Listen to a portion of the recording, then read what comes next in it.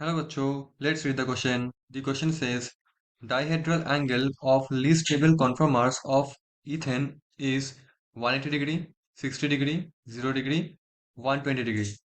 So question हमको पूछा है कि हमारा जो ईथेन है उसमें सबसे जो लीस्ट स्टेबल कन्फर्मर्स होगा उसमें डाइहेड्रल एंगल कितना होगा. So the key concept of this question is dihedral angle. Dihedral angle. First of all हम जानते हैं कि डायहेड्रल एंगल किसको बोलते हैं. So it's a clockwise angle. It's the clockwise angle between half planes. Between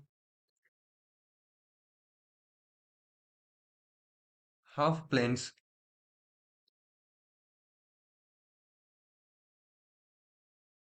through two sets of three atoms.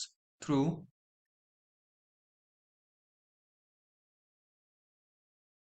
two sets of three atoms having two atoms in a common, right? So जैसे कि अगर बात करूँ ethane. देखो conformers क्या होता है. Conformers वही होता है. सपोज हमारे पास इथेन में ए एक कन्फर्मर्स है, बी एक और कन्फर्मर्स है. तो ए और बी को कन्फर्मर्स हम तभी बोलेंगे अगर मैं एक जो है उसमें जो बॉन्ड है अगर मैं उसको रोटेट करते हुए मैं बी में ले जा सकता हूँ तब मैं बोलूंगा ए बी क्या है, कन्फर्मर्स है. ठीक है.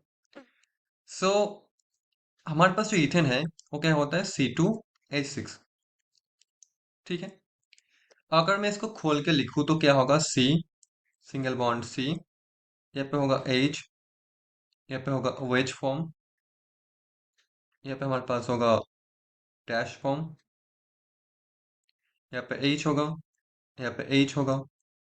सिमिलरली यहाँ पे भी हमारा H होगा, यहाँ पे भी होगा वेज फॉर्म,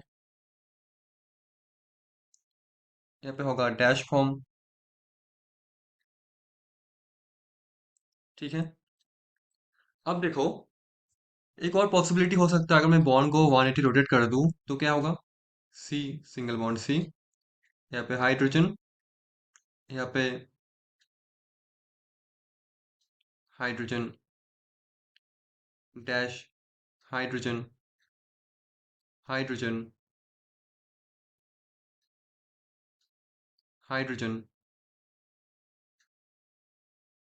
हाइड्रोजन. तो देखो हमारे पास क्या है यहाँ पे. इसको बोलते हैं इक्लिस्ट फॉर्म. इक्लिस्ट फॉर्म. इसको बोलते हैं स्टैगर्ड फॉर्म. Staggered form. ठीक है. अब जो हमारा इक्लिस्ट फॉर्म होता है तो इसमें देखो डायहेड्रल एंगल कितना होगा. ये जो हमारा हाइड्रोजन का देखो प्लेन कौन सा प्लेन है, ये हाइड्रोजन कार्बन और ये कार्बन को मिला के एक प्लेन बनेगा. सिमिलरली हमारा ये जो हाइड्रोजन कार्बन कार्बन लेके एक और प्लेन बनेगा.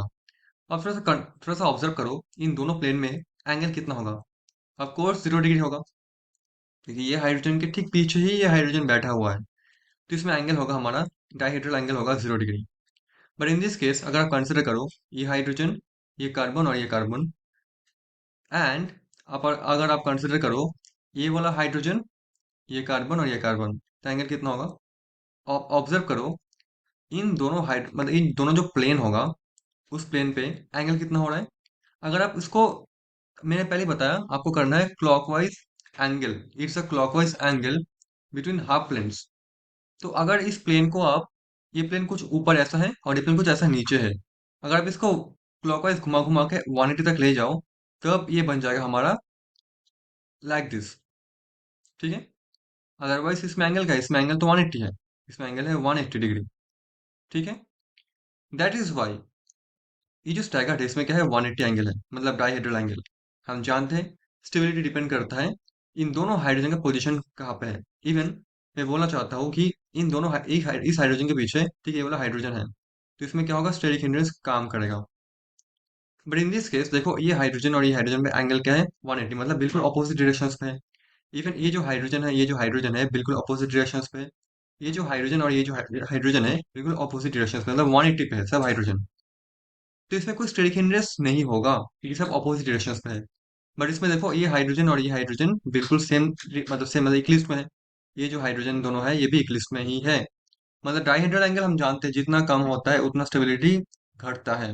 डाइहेड्रल एंगल अगर 180 हुआ तो स्टेबिलिटी बढ़ता है। ठीक है। मतलब इसमें दोनों, इसमें सारे के सारे हाइड्रोजन इक्लिप्स फॉर्म पे होने के कारण क्या होगा, इसमें सबसे अनस्टेबिलिटी आएगा। तो जो एंगल है सबसे लीस्ट स्टेबल, पूछा कि सबसे लीस्ट स्टेबल मतलब ये इक्लिप्स फॉर्म ही है, तो सबसे लीस्ट स्टेबल फॉर्म यही है। और इसमें जो डाइहेड्रल एंगल है कितने, 0 डिग्री है। So option C is going to be the answer of this question. So hope you understood it well. Thank you so much.